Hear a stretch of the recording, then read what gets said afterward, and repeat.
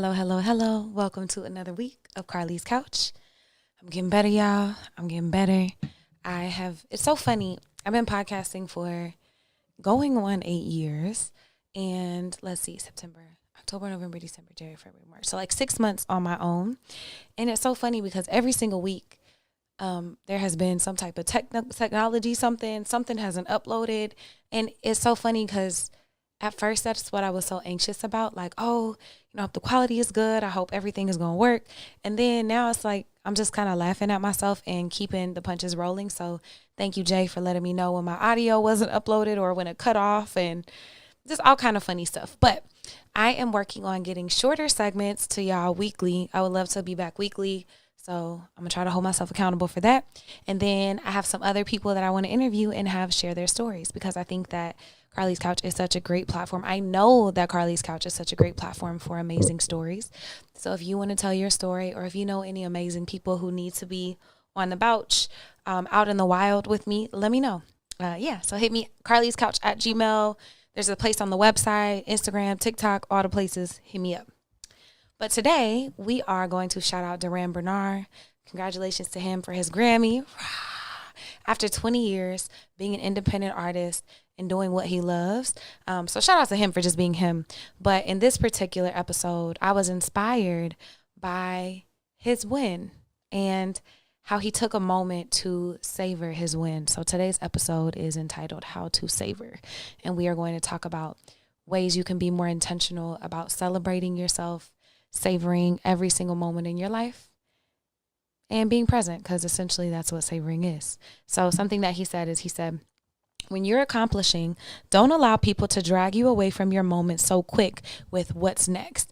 And I feel like as an overachiever, as a high achieving person, as someone who has a lot of goals, my brain thinks like that. It's like peaks, like you climb to the top of the one and now you're on to the next one. And oftentimes we don't take time to sit and reflect, to sit and savor, to sit and enjoy for things that so often have taken many years, 20 years. Duran has been an independent artist. It took him 20 years to get his Grammy. And how sweet that is. I'm glad he was so intentional. And he said, reveling in with that, sitting with that, like reveling in the reality that I did this thing that I've been praying for so long, that I've been crying for and working so hard for. And if you in LA, you working a couple jobs to make the main thing be the main thing. It may be all around the world too, but especially I feel like in LA, people are slashers, New York too. Like you're always doing a couple things to make the main thing the main thing. And what a beautiful moment that is. And so often the first question interviewers ask is, okay, great, what's next? And it's like, dang, I just got my award. What you mean, what's next? And oftentimes our brains do push there because, okay, we climb to the peak and what's the next thing we can achieve? But you're not here in this life to just achieve. You're here in this life to live. And so I'm challenging you this week to spend more time to be present, to savor from the smallest thing, eating your breakfast, eating your food. As a trainer who eats a lot of lap lunches in my car, shout out to Lala, and all the other trainers I know, like sometimes we can inhale food, or like people who are working, like you just inhale food. You don't even actually sit and enjoy it. And we don't get that time back. So I hope that you take this as a reminder to be on your walk and actually be present, to sit and play with your kids and actually be present, to read a book and be present, to watch a show that you love and be present, like actually enjoy it. And I'll give you some tips to get there. And so some other questions I had to ask myself. So what's the point in attempting to enjoy this moment if all you're going to do is push past it for whatever reason, because now isn't good enough, because you're not good enough in this moment, that you have to keep continuing to push forward and achieve the next thing because you're not worthy.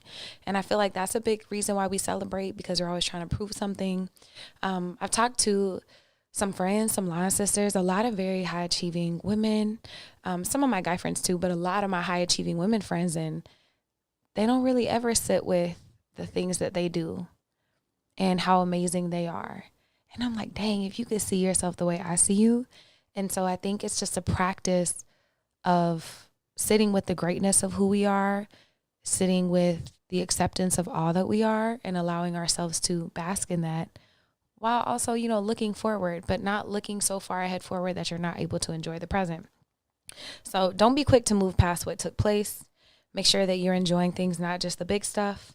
There was a quote from Thich Nhat Hanh that said, many people are alive, but don't touch the miracle of being alive because they are so busy living in the future for their next achievement in the past where things didn't work out or shaming themselves. I often find that even when people win, they're like, oh, but I could have did that better. And I'm guilty of that too. Like I'll have done a thing and be like, but I really should have said that instead, or I really could have did better when I, with this.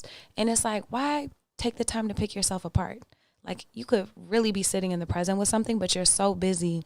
You're so used to critiquing yourself, being hard on yourself, that it's easier for your brain to do that than just to rest in the present moment that is, especially if it's a win. And so taking time to just allow your feet to be where they are. And then here's a couple of little tips or quick things to think about as you're sitting with savoring, whether it is savoring the process. Maybe you're not to the peak of the mountain yet. Maybe it's sitting with the beginning. You are taking your first steps, and I'm so proud of you for stepping into something that you believe in and going for it, because most people never do. And you are so worthy, and your dreams are so worth it. And I'm so excited. Please hit me at Carlie's Couch. Let me know what you're working on. But wherever you are in the process, challenge yourself to be there and enjoy it for all the moments. Because even when you get to the top of the mountain, a lot of rich people, a lot of successful people, and I know it's easier to say once you've made it, but they're like, man, the best part of my life was when I was struggling in law school or when I was doing XYZ. And so you just don't want to miss it. You don't want to get to the end of your life and not having actually lived it. So taking some moments to just be present.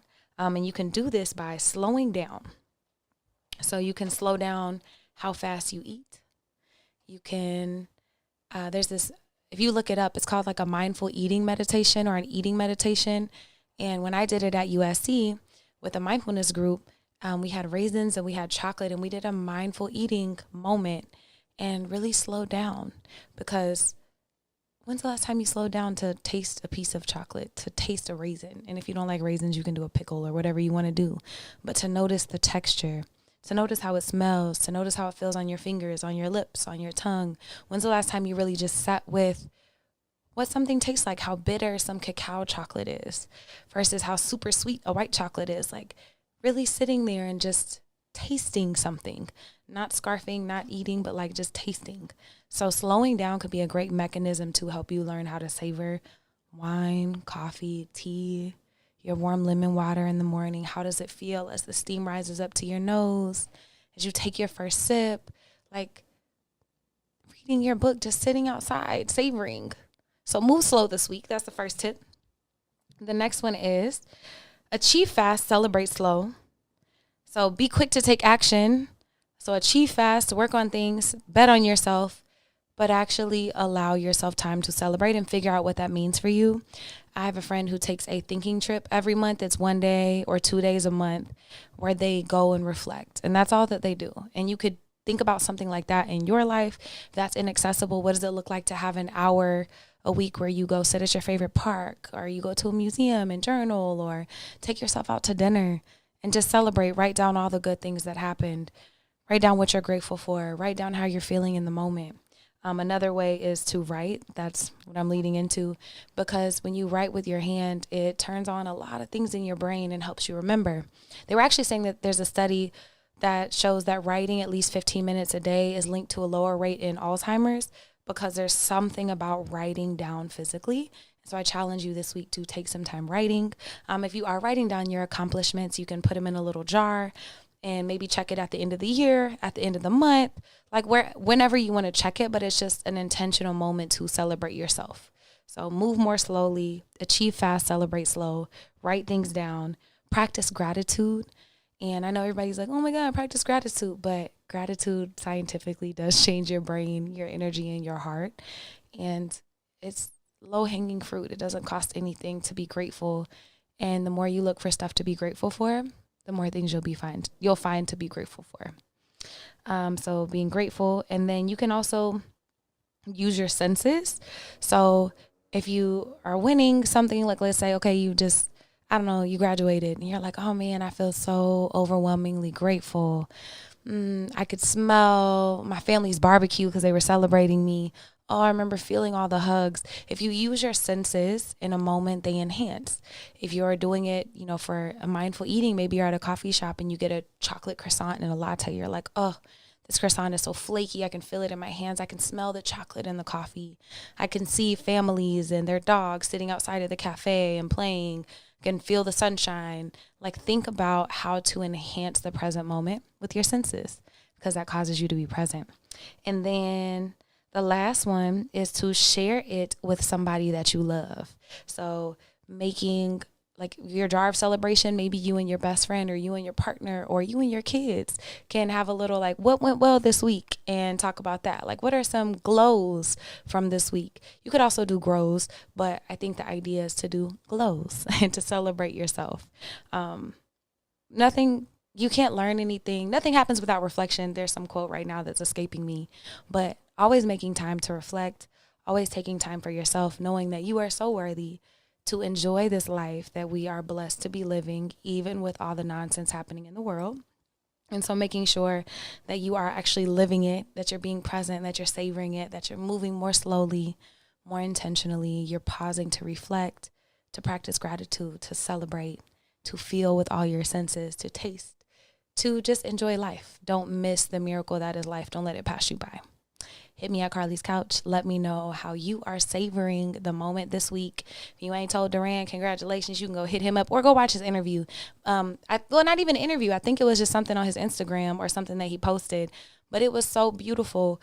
And I love how intentional he was with his moment, because that's what it was. Him and his parents and all the people that supported him. So how are you savoring this moment in your life, big or small? Hit me. I would love to hear.